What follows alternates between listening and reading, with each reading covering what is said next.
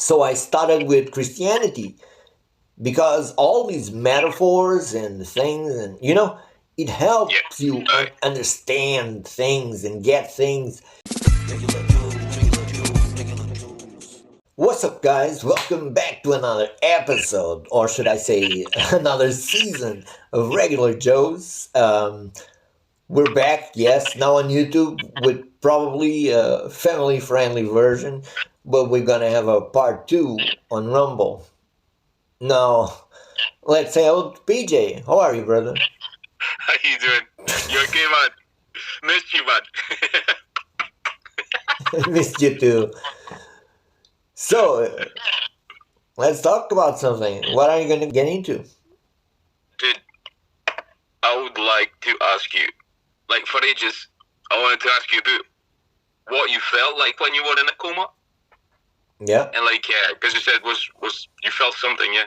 I mean, yeah, I knew that was coming. We were supposed to get into all these spiritual things, so it's a good one, I guess.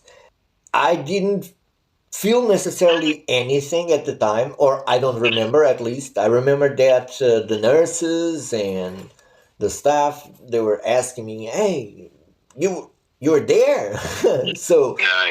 did you see anything? Did you hear anything? Did you see Jesus? Did you see God?" And I was like, man, I really wanted to, and especially being with brain damage, I kind of felt like, hey, let me lie a little and, have some fun, but I couldn't. No. And I was like, oh, God, I wish I could, but I really don't remember anything. And that's something I need to keep in mind, that maybe I even saw and I don't remember anything. Maybe I could have had hallucinations. Maybe I could have channeled really something, but I don't know. I really don't know. So I was honest about it. But yeah, something changed. That's the core of it. That's especially what I'd like to focus on. I woke up different. I felt like I woke up in a different world. Um, I don't know. Things were out of place. Everything seemed different. I know my brother remembers things differently than I do. What was happening at the time, and in between, since I went to the hospital and then I came back, and I don't know, stuff that happened even between his visits, and well, crazy, crazy stuff, because no one can convince me that my version isn't the right one. And that's what I'm saying. Maybe to my brother too. And the more I think about it, the more I know that, yeah, okay, maybe we have two versions, but it's not like I'm wrong. I just know because nowadays I know that I'm not crazy. My brain has been getting better. And when I look back, I know what I lived. But yeah, I'm just talking too much about something that ends up at nothing. But yeah, especially I just felt like, yeah, something was happening. I started having a natural curiosity about things like the laws of the universe. And yeah, and I guess I told you that once. I had immediate feedback. And it was crazy to me. Like, I was always kind of spiritual my whole life, but I never felt like that. It was crazy. So I decided that, okay, whatever's happening in the spiritual realm, it's not exactly what people think, I guess. And to me, it felt right to at least question myself and question whatever I experience. I mean, never take it as the absolute truth. Yeah. I guess, yeah. When you're a truth seeker, I guess that's the vibe you need to keep. I understood that whatever was happening was, yeah, hard to understand, so I kind of needed a manual. So I started with Christianity because all these metaphors and things, and it helps you understand things and get things.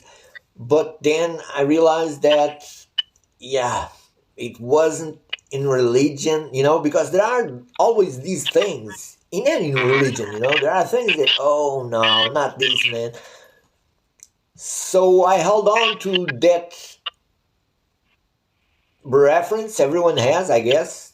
To me, it's a universal reference that is Jesus. And that's why I felt like, okay, I wanna get in touch with God. Okay, so I guess the reference or the personality, call it what you will, that was closest to him for sure was Jesus, and he's pretty well documented. So I mean, yeah, let me follow this man, not let me not make a mess. Let me just follow this man and see where it leads. And so I think it would be um, crazy of me to think I could emulate Jesus, you know, but I could try, right? Yeah.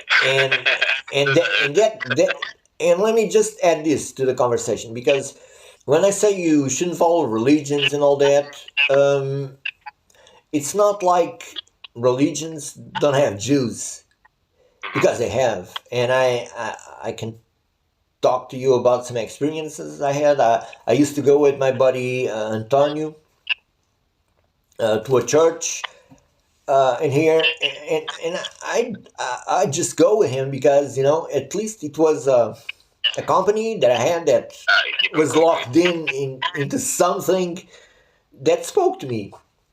But yeah, I still feel like churches and religions and all that, that's not the thing. But here's the deal. I went with him, and I mean, especially in nowadays, when you walk into a church and I mean, forget about all this crazy stuff that the church does, forget about that. But the people that are there, in communion, good people that are there to exchange some good energy, believing that, that energy is real, man.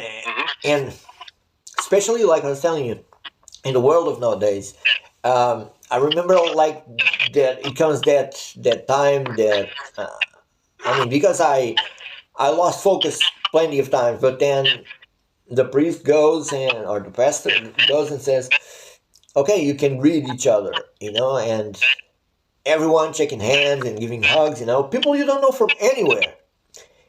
And man, it's impossible not to feel that vibe, you got energy. And when you leave, everyone is, it's like a big, I don't know, a big family, because that's something you need to always keep in mind, and that's kind of one of the messages of Jesus, I guess. I mean, even the people you don't agree with, even the people that you don't like, even whatever, man, you're man. And love one another. It's not like you need to like everyone, but you can love him as a fellow human being. Because, yes, maybe there are things that you don't like about him, but you don't know where it comes from to be like that. You know what I'm saying? It's, I don't know. I guess I'm losing myself, but I guess you understand what I'm trying to say.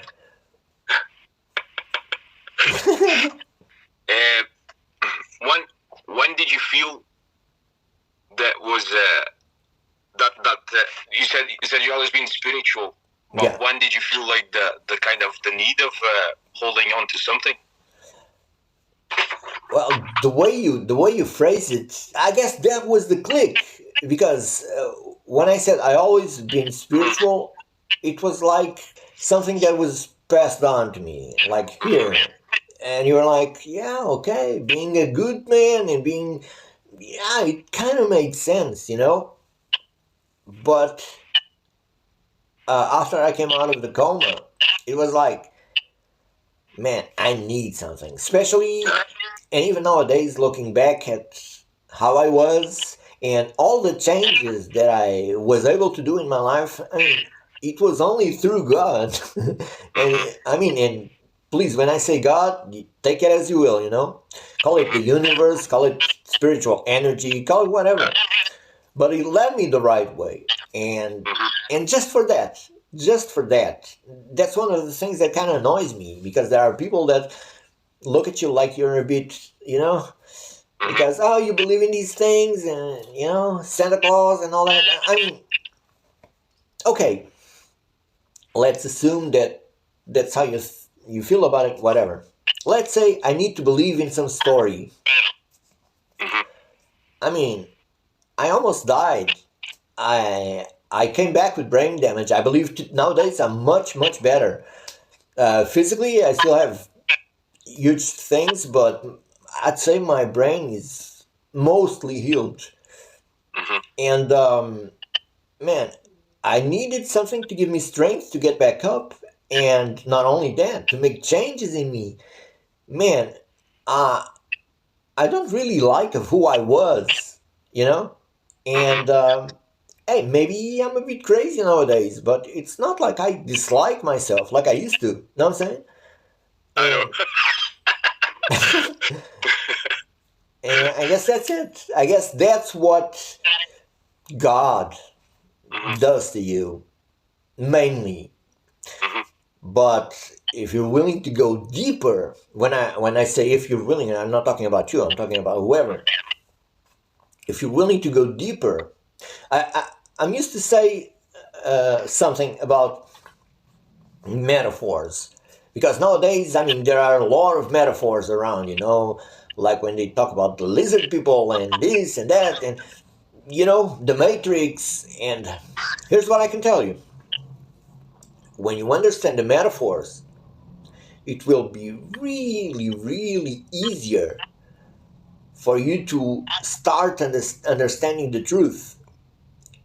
But here's the thing: when you start walking, when you have that relief, okay, it's a metaphor, and you start walking in truth's direction, it gets kind of crazy when you realize how real is all that. And I guess with spirituality, it's kind of the same. That's all I'm saying. Later on we'll talk about that. Oh yeah. Man. And do you do like any meditation or stuff like that? Yeah. I used to meditate way before, but that's the thing. The same way I was trying to have a relationship with God, but because I was told to, or kinda, or because it made some sense, I was also, exploring other things that would make sense to me, but it was not like, I don't know. I believe that since I came out of the coma, it was like, here, do this. It's like there's no other way you can go. And I don't know, it was all so intense. But yeah, when my first experience with meditation, it was like I told you, I was just trying to, because my mind was racing all the time with memory loss and all that. I was always trying to get a hold of tiny pieces of my life. So my mind was always, and it was draining me. So I tried to, yeah, just shut down the brain, but it was so difficult. But now, most recently, I started doing something a bit different, which is like, yeah, dwell into your mind and see whatever comes. And I talked to you about this already. I don't know where these things are coming. If you're channeling something, whatever, people nowadays call it downloads. I don't know, but and maybe it's your own mind. I don't. And then you start thinking of all these little pieces, right? The kingdom of heaven is within you, and it is. I mean, the kingdom of heaven is within you, but hell is within you too. Believe me. So, and I don't know, and that was a part of it too. I felt like my brain was so lost. Everything was so loose inside. Uh, I have huge, I don't know, peaks, intrusive thoughts that I didn't want to have. Like I felt, no, this isn't me. This is not mine, and I had to fight it. And I mean, whatever. Even if all of this was good enough to at least discipline my mind, man, that's an awesome win, you know.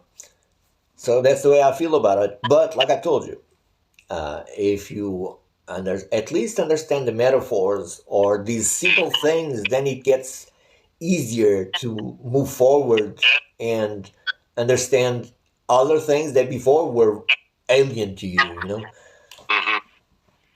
Mm-hmm. I guess that's what I Well, meant. further on the episodes, I want to talk about like the relationship between meditation and Jesus.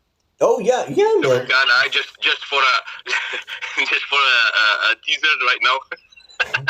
Man, and let me just finish it off with this because, like I told you, um, there's something good about religion, and Mm-hmm.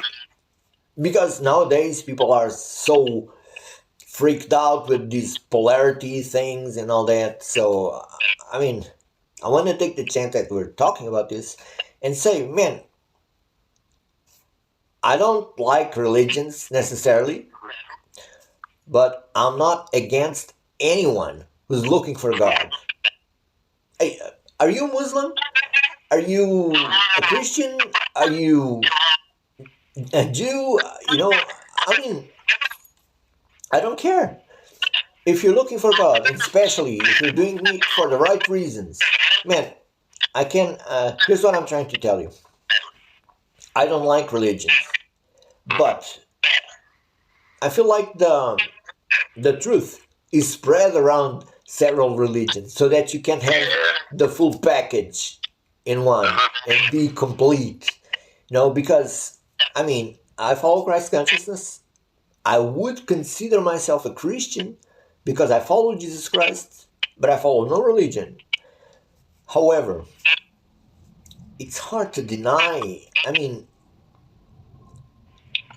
Islam is onto something, you know? I mean, don't eat pork, fast, I mean, Jesus was fasting and meditating and traveling during that period that apparently no one knows anything about him. So, I mean, I don't know. But even the Hindus fast as well. There's a lot Exactly. of I think that as a lot like for example the Hindus, and they got a different calendar from ours, and Yeah. their year always is around our Easter. Uh-huh. So like everything is falls in that place for a reason. Oh, and let me just say this. People talk about Jesus, especially Christians, as being God, but okay, interpret the metaphors. I believe that comes from um, him saying, "Me and the Father are one." Mm-hmm. And as a matter of fact, he said that we're the same. Mm-hmm. And you'll do even greater things than I did and all that. But people say God is within you. Man, of course. But yeah, what I was trying to say, but that's where that comes from for sure.